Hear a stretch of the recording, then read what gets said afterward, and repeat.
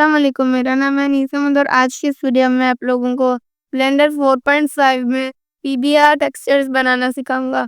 इस तरह ये मेरा एक साइनोसॉरस का मॉडल है।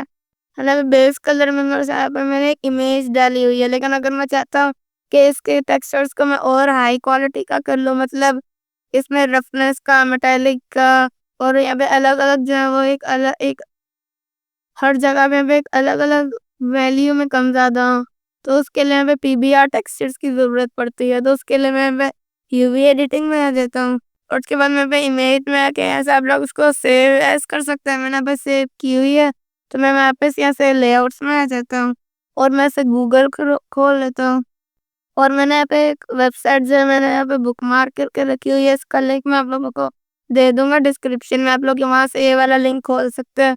और मैं ऐसे नीचे आ जाता हूँ और यहाँ से मैं इमेज के ऊपर क्लिक कर लेता हूँ और यहाँ से मैं अपनी वो वाली इमेज सेलेक्ट कर लेता हूँ।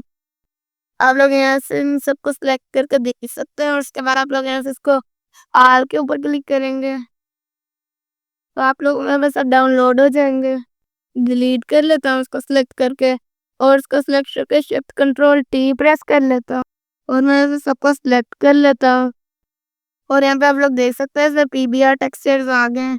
फिर आज की इस वीडियो में मैंने आप लोगों को ब्लेंडर 4.5 में पीबीआर टेक्सचर्स बनाना सिखा। फिर मैं नेक्स्ट वीडियो में मिलता हूँ, तब तक के लिए अल्लाह हाफिज़।